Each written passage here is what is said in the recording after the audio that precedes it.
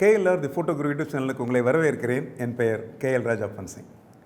இந்த வீடியோவில் நம்ம ஆட்டோ ஃபோக்கஸ் கேமராஸ் பயன்படுத்தினாலும் ஆட்டோ ஃபோக்கஸ் லென்சஸ் பயன்படுத்தினாலும் சில சமயத்தில் மேனுவல் ஃபோக்கஸ் பண்ணி எடுக்க வேண்டிய ஒரு நிர்பந்தம் நமக்கு ஏற்படும்.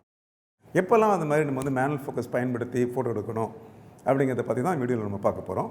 வீடியோக்குள்ளே போகிறதுக்கு முன்னாடி இது வரைக்கும் நீங்கள் KLR தி ஃபோட்டோகிராஃபி யூடியூப் சேனலை சப்ஸ்கிரைப் பண்ணாமல் இருந்தீங்க அப்படின்னா இமீடியட்டாக சப்ஸ்கிரைப் பண்ணுங்கள். பெல் பட்டனையும் மறக்காமல் ப்ரெஸ் பண்ணி வைங்க.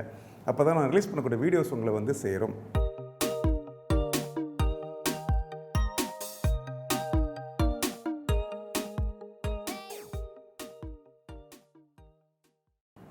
ஆட்டோ ஃபோக்கஸ் லென்சஸ் நம்ம பயன்படுத்தினாலும் ஆட்டோ ஃபோக்கஸ் டெக்னாலஜி நம்ம கேமராவில் இருந்தாலும் அது எந்த மாதிரி நேரத்தில் நம்ம மேனுவல் ஃபோக்கஸ் பண்ண வேண்டியிருக்கும் அப்படிங்கிறத பற்றி தான் இந்த வீடியோவில் நம்ம பார்க்க போகிறோம்.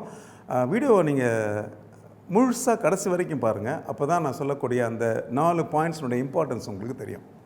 மேக்ரோ ஃபோட்டோகிராஃபி பண்ணும்போது உங்களுக்கு மேனுவல் ஃபோக்கஸ் அப்படிங்கிறது ஒரு கட்டாயமாக ஒரு தேவையாக இருக்கும். உங்களுக்கு ஆட்டோமேட்டிக் ஃபோக்கஸ் பண்ணுற சமயத்தில் சில சமயத்தில் கேமரா என்ன பண்ணும் கேட்டிங்கன்னா ஃபோக்கஸை தேடும் உங்களுக்கு. ஏன்னா நீங்கள் ரொம்ப க்ளோஸ்அப்பில் போய் எடுப்பீங்க 1:1 மேக்னிஃபிகேஷனுக்காக வேண்டி.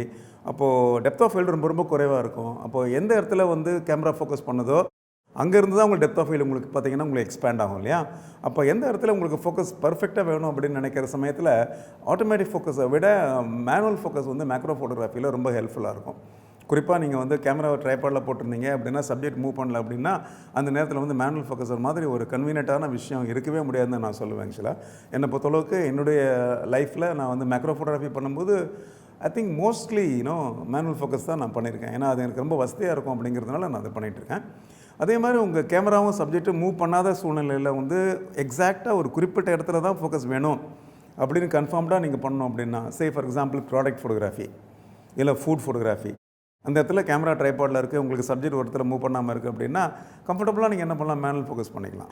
இதை தாண்டி ஃபோக்கஸ் ஸ்டாக்கிங் அப்படின்னு சொல்லி ஒரு டெக்னாலஜி இருக்குது, ஒரு டெக்னிக் இருக்குது ஆக்சுவலாக. ஓகே, ஃபோக்கஸ் ஸ்டாக்கிங் அப்படின்னா ஒரு குறிப்பிட்ட ஒரு காட்சியோ இல்லாட்டி குறிப்பிட்ட ஒரு பொருளையோ நீங்கள் ஃபோட்டோ எடுக்கும்போது அந்த என்டையர் சீன் உங்களுக்கு ஃபோட்டோவில் ஷார்ப்பாக வரணும் அப்படின்னா, அதாவது டெப்த் ஆஃப் ஃபீல்டுடைய அந்த விஷயங்கள்லாம் தாண்டி இல்லை நீங்கள் அப்பச்சர் கட் பண்ணிட்டீங்க, அப்புறம் வைடாங்கல் லென்ஸ் போட்டிங்க, பின்னாடி போய் எடுத்துட்டீங்க, இதெல்லாம் டெப்த் ஆஃப் ஃபீல்டு அதிகமாக வரதுக்குரிய விஷயங்கள் அப்படிங்கிறது நான் ஏற்கனவே இந்த வீடியோவில் நான் சொல்லியிருக்கேன் உங்களுக்கு. அதையும் தாண்டி எனக்கு ரொம்ப ஒரு க்ளோஸ்அப்பில் நீங்கள் ஃபோட்டோ எடுக்கிற சமயத்தில் தான் இது ஒரு பெரிய சேலஞ்சிங்காக இருக்கும். எனக்கு தெரிஞ்சு ப்ராடக்ட் ஃபோட்டோகிராஃபியில் இதை நான் நிறைய யூஸ் பண்ணியிருக்கேன் உங்களுக்கு.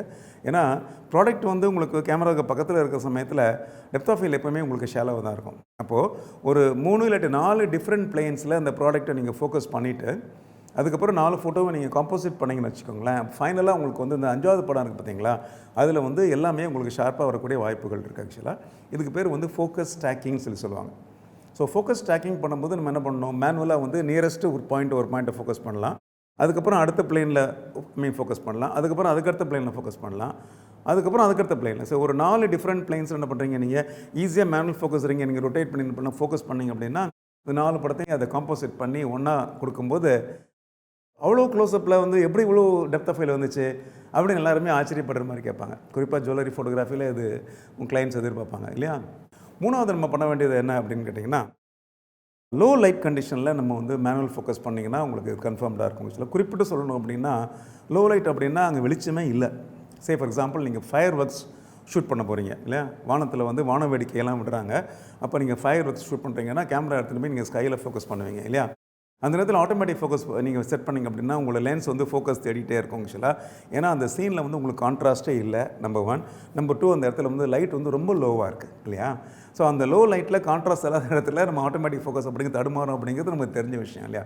அப்போ என்ன பண்ணிக்கலாம், நம்ம எந்த இடத்துல ஃபயர் ஒர்க்ஸ் வருது, எந்த இடத்துல வரும் அப்படிங்கிறத தெரிஞ்சு என்ன பண்ணலாங்கிட்ட அந்த இடத்துல மேனுவல் ஃபோக்கஸ் பண்ணிட்டோம் அப்படின்னா உங்கள் லென்ஸ் ஆட்டோ ஃபோக்கஸ் பண்ணி உங்கள் சப்ஜெக்டை அது தேடாது. ஸோ எங்கெல்லாம் உங்களுக்கு லைட் ரொம்ப குறைவாக இருக்கோ, எங்கெல்லாம் உங்கள் சப்ஜெக்ட் கான்ட்ராஸ்ட் இல்லாமல் ரொம்ப ஃப்ளாட்டாக இருக்கோ அந்த மாதிரி இடத்துலலாம் என்ன பண்ணிக்கலாம், நம்ம மேனுவல் ஃபோக்கஸ் பயன்படுத்தணும் அப்படின்னா அந்த படங்கள் நச்சுன்னு இருக்கும், ரொம்ப ஷார்ப்பாக இருக்கும்.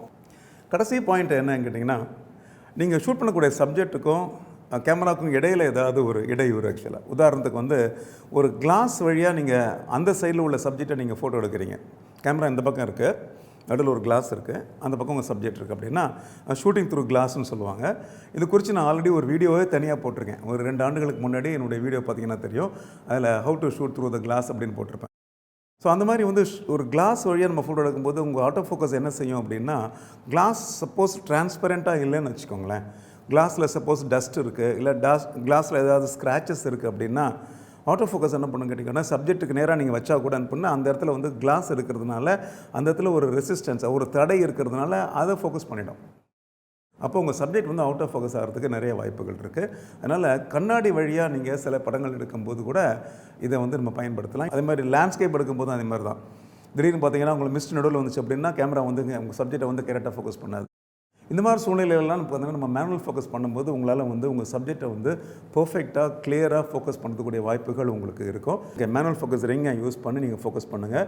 அட்வான்ஸ் மிரர்லெஸ் கேமராஸில் உங்களுக்கு தெரியும், மேனுவல் ஃபோக்கஸ்க்குள்ளே நீங்கள் போயிட்டு நீங்கள் ரிங்கை ரொட்டேட் பண்ண ஆரம்பித்தாலே இமீடியட்டாக எந்த பாயிண்ட்டில் நீங்கள் ஃபோக்கஸ் பண்ண விரும்புகிறீங்களோ அந்த ஏரியா வந்து உங்களுக்கு மேக்னிஃபை ஆகி பெருசாக தெரியும் இல்லையா?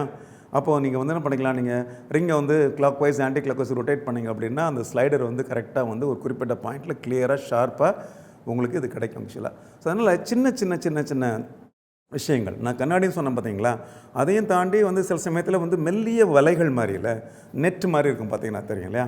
அந்த நெட்டுக்குள்ளே ஒரு சப்ஜெக்ட் இருக்குது அப்படின்னா நீங்கள் நார்மலாக அப்படியே எடுத்தீங்க அப்படின்னா நெட்டு தான் உங்களுக்கு ஃபோக்கஸ் ஆகும் இல்லையா? அப்போ நெட்டை தாண்டி வரும்போது சில சமயத்தில் உங்கள் ஃபோக்கஸ் பாயிண்ட் வந்து நெட்டு வழிக்குள்ளே வந்து போய் சப்ஜெக்டை ரீச் பண்ண முடியாத மாதிரி அந்த நெட்டுடைய சைஸ் சின்னதாக இருக்கலாம். ஓகே, இப்போ நான் காமிச்சிருக்க ஃபோட்டோ மாதிரி. ஸோ அந்த மாதிரியான ஒரு சூழ்நிலையிலலாம் என்ன பண்ணணும் கேட்டிங்கன்னா நம்ம மேனுவல் ஃபோக்கஸ் தான் பண்ணி ஆகணும் ஆக்சுவலாக. அந்த நேரத்தில் மேனுவல் ஃபோக்கஸ் பண்ணாமல் ஆட்டோ ஃபோக்கஸ் நம்ம ப்ளேம் பண்ணுறது அப்படிங்கிறது டெக்னாலஜியோடைய லிமிட்டேஷனை நம்ம தெரிஞ்சிக்காமல் இருக்கோம் அப்படிங்கிறது தான் உண்மையை தவிர இது டெக்னாலஜியில் ஒரு ப்ராப்ளம் கிடையாது ஆக்சுவலாக. இந்த வீடியோவில் நான் சொன்ன சின்ன சின்ன 4 டிப்ஸ் இருக்குது பார்த்தீங்களா, இது எல்லாமே வந்து உங்களுக்கு பிடிச்சிருந்தது அப்படின்னா நிச்சயமாக உங்களுக்கு பிடிச்சிருக்கும். பிடிச்சிருந்தது அப்படின்னா நீங்கள் என்ன பண்ணுங்கள், வீடியோவை லைக் பண்ணுங்கள், உங்கள் ஃப்ரெண்ட்ஸோடு அதை ஷேர் பண்ணுங்கள். முக்கியமாக வீடியோ பற்றி உங்களுடைய கமெண்ட்ஸை நீங்கள் போடுங்க. இது வரைக்கும் நீங்கள் KLR த ஃபோட்டோகிராஃபி யூடியூப் சேனலை சப்ஸ்கிரைப் பண்ணாமல் இருந்தீங்க அப்படின்னா இம்மீடியட்டாக சப்ஸ்கிரைப் பண்ணி வைங்க, பெல் பட்டனையும் தட்டி விடுங்க. அப்போ தான் நான் போடக்கூடிய இந்த மாதிரி வீடியோஸ் உங்களை வந்து சேரும். மீண்டும் இந்த மாதிரி இன்ட்ரெஸ்டிங்கான வீடியோஸோடு உங்களை சந்திக்கும் வரை ப்ளீஸ் டேக் கேர்.